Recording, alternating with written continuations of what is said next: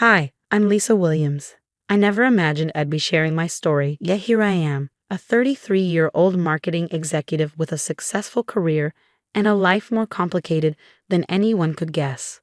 Ever since my father passed away last year, leaving me his estate and investment portfolio, life has been both a blessing and unexpectedly a curse.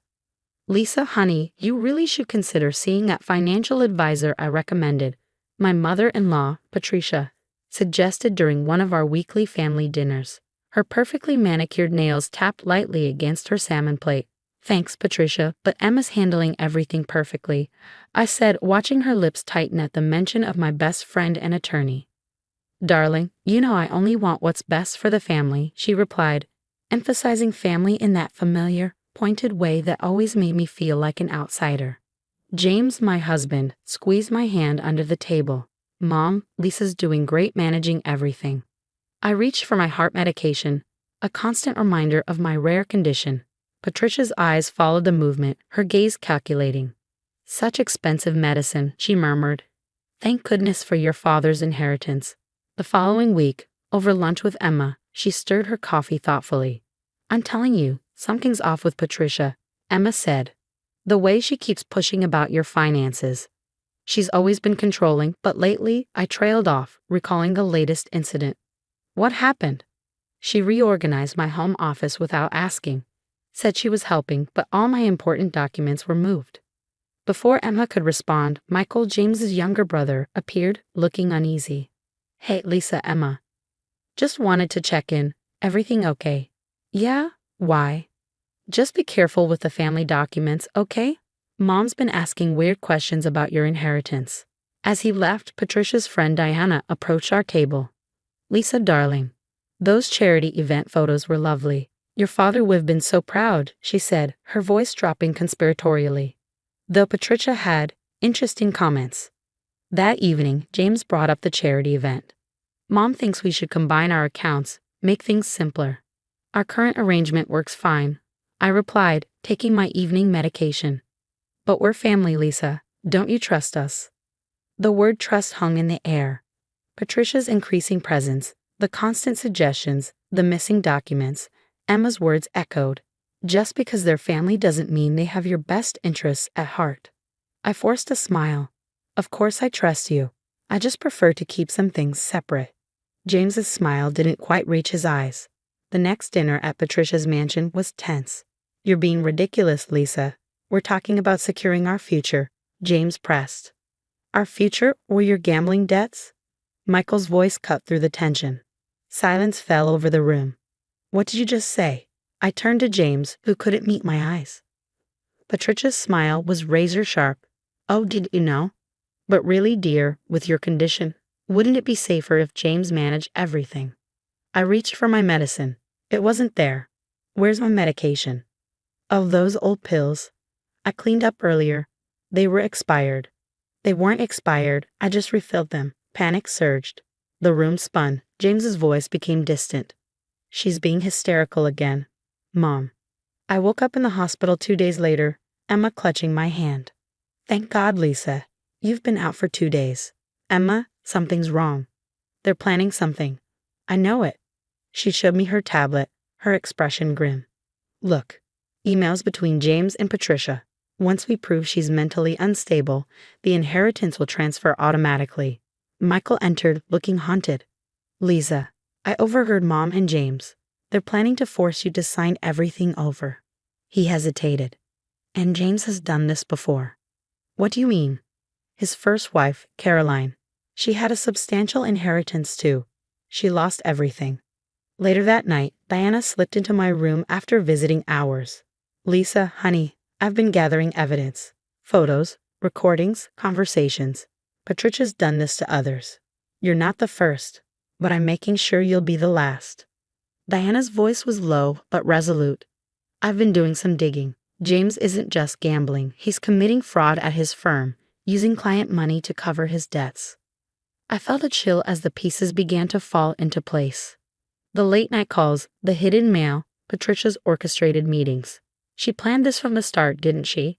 Like a chess game, Michael confirmed grimly. She picked you for your inheritance, your health condition. Figured it'd make you vulnerable. My phone buzzed. A text from James. The doctors say you're confused. Let me handle everything. Then another from Patricia. Darling, I've scheduled a psychological evaluation for your own good. They're moving fast, Emma warned, but so are we. I've secured your accounts and documented everything about the medicine incident. Diana handed over her latest findings. Photos of Patricia with James's first wife, Caroline. Social events where they discussed their problematic daughters-in-law. Audio recordings of Patricia bragging about fixing family problems. I stared out the hospital window, thinking of every time I doubted myself.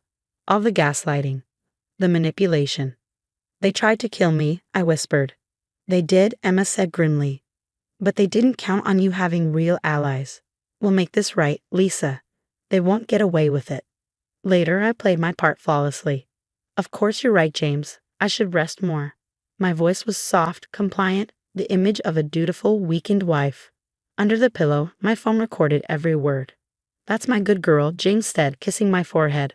Mom and I will handle everything. At Emma's office, we examined James' cloud storage. You wouldn't believe what I found, Emma said, eyes wide. Look at these transfers. I scrolled through the documents. He's been stealing from his clients for months. A text from Michael popped up. Mom's on the warpath. She's calling your boss right now. Minutes later, my boss called. Lisa, Patricia Anderson claims you're struggling with mental health issues. Actually, I said calmly, I've been documenting everything, including my medical records. Would you like to see them? Please do, he replied. And Lisa, she's tried this before with other employees. Next, a voice message from Diana. Patricia's telling everyone you're unstable. Don't worry, I've been sharing those honest moments from her charity events. People are starting to see her true colors. Michael met me at a secluded cafe. James lost big again last night, he whispered. He's desperate, taking even bigger risks with client money. How much? Millions, and Mom's helping him hide it. Another text from Emma. Found proof Patricia sabotaged your Marshall account presentation. She called them directly. That deal was worth millions. My whole team lost their bonuses because of her. I muttered, anger boiling. Just then, Robert, my father-in-law, showed up at my office, his hands trembling. I can't stay quiet anymore, he said. Patricia, she's done this before. Not just to Caroline. There were others. Others? 3 failed engagements before James. All wealthy women. All mysteriously unstable by the end. He sighed heavily. I helped cover it up. God forgive me. My laptop pinged, a response from James' office department. Emma's subpoena had uncovered unauthorized transfers and offshore accounts. The SEC will be very interested in this, Emma said over speakerphone. Diana chimed in with new surveillance photos. James entering underground casinos. Patricia meeting with shady lawyers. Documents being shredded. Time to end this, I said, watching James sleep later that night. For weeks, I had been gathering evidence, playing weak, all while preparing my final move. The next day, my phone lit up with updates. Michael, Mom's panicking. The country club just rescinded her membership. Diana, she's losing it, screamed at a charity board meeting. Everyone saw it. Emma, final proof of embezzlement. It's worse than we thought. Robert, I'll testify. It's time. I touched my father's picture on my desk. You taught me to play chess, Dad. Every piece is in place. Just waiting for their final mistake. A text from Patricia. Family dinner tomorrow. Important documents to sign. I smiled. They still thought I was their pawn. Game over, I whispered, sending Emma the signal to initiate our endgame. The movers loaded the last box into their truck. Your new place is ready, Lisa, Emma confirmed. James was conveniently out of town at a conference in Chicago, a thinly veiled damage control session with furious clients. My phone buzzed nonstop with headlines. Anderson Financial under SEC investigation. Massive client fund misappropriation uncovered. Turn on the news, I said, savoring the moment. Michael's text flashed on my phone. James is trying to hide from reporters outside his office building. The breaking news ticker scrolled across my TV. Anderson Financial CEO James Anderson accused of embezzling millions. Moments later, Diana called, her voice bubbling with excitement. You should see Patricia. She's at the country club trying to do damage control. They're literally asking her to leave. Patricia's shrill voice echoed through the phone. How dare you cancel my membership? Do you know who I am? Diana's reply was razor sharp. Oh honey, everyone knows exactly who you are now. That evening, the news hit harder. James Anderson arrested on multiple counts of financial fraud. Emma burst into my office, breathless. Patricia's liquidating everything to cover James's debts. She's losing the mansion. A text from Michael followed. The board named me interim CEO. Mom's hysterical, saying it's somehow your fault. But I never reported anything. I smiled. Their own greed had done them in. Weeks passed. My marketing firm thrived and my newly launched foundation, Phoenix Rising, dedicated to supporting survivors of financial abuse, grew stronger every day. Your story has inspired so many, Emma said during our foundation's first meeting. 3 more of James' victims came forward. Diana forwarded me a video. Patricia was being escorted from her social club. She tried charging $50,000 in personal expenses to the charity board. Diana wrote, her tone laced with satisfaction. A letter arrived from Robert. Lisa, I'm sorry I didn't stop them sooner. James got 15 years. Patricia lost everything trying to save him. You were stronger than all of us. Later that evening, my assistant rushed in. Miss William, you've won the Community Leadership Award. Standing on stage, I gazed out at the crowd. Success isn't just about money. It's about surviving, thriving, and helping others rise. The applause was thunderous. A text from Diana buzzed. Patricia watched your speech from the community center's TV room. She looked destroyed. I touched the new bottle of heart medication safely stored in my purse. My health had improved dramatically since leaving that toxic environment. Michael's final text arrived. Mom had to sell her last designer bags. She's asking about James's prison visitor list. He declined to add her. I stood by the window of my beautiful new office, looking out over the city. Photos of my foundation's success stories and my firm's growing client list adorned the walls.